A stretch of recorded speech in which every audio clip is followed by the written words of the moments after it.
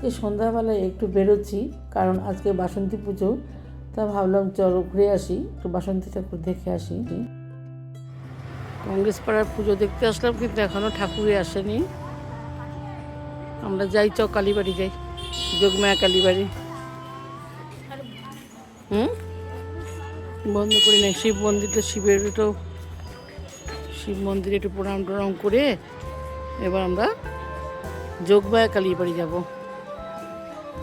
মন্দিরে প্রণাম করে এবার রাস্তায় এসেই রাজাকে বললাম, দেখ ওই যে ঠাকুর আসছে। বাসন্তী ঠাকুর দুর্গা ঠাকুরের আরেকটি রূপ। বসন্তকালে চৈত্র মাসে শুক্লপক্ষে এই পুজো হয়। আসলে এটা বসন্তের দুর্গা পুজো। আসলে বাসন্তী পুজো হলো হিন্দু শাস্ত্র অনুযায়ী দেবী দুর্গার আদি বা মূল পুজো। আমরা হাঁটতে হাঁটতে যোগমায়া কালীবাড়ির সামনে চলে এসেছি। যোগমায়া কালীবাড়িও খুব সুন্দর লাইট দিয়ে সাজিয়েছে। প্রথমে ঢুকে আগে কালী মন্দিরে প্রণাম করে তারপরে দুর্গা মন্দিরে আসবো।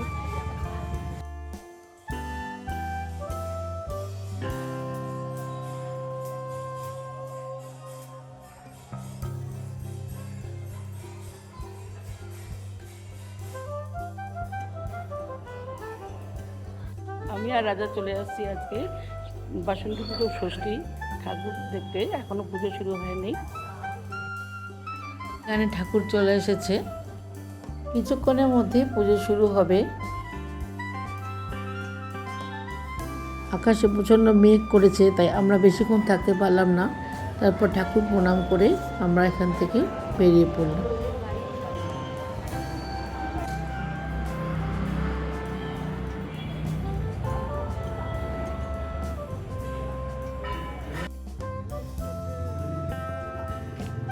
এরপর চলে আসলাম কালীবাড়ির পাশেই রাধাকৃষ্ণের মন্দিরে, যেটাকে এখন ইস্কন মন্দির বলা হয়।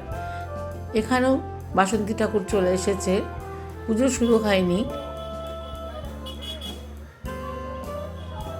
এখানে কিছুক্ষণ থেকে দেখলাম পুজো এখনও শুরু হতে দেরি আছে, তাই আমরা রাধাকৃষ্ণের মন্দিরে গিয়ে একটু প্রণাম করে বেরিয়ে পড়লাম। ওখান থেকে বেরিয়ে বাইরের দোকান থেকে জিলাপি নিয়ে এরপর হাঁটতে হাঁটতে আমরা বাড়ি চলে আসলাম।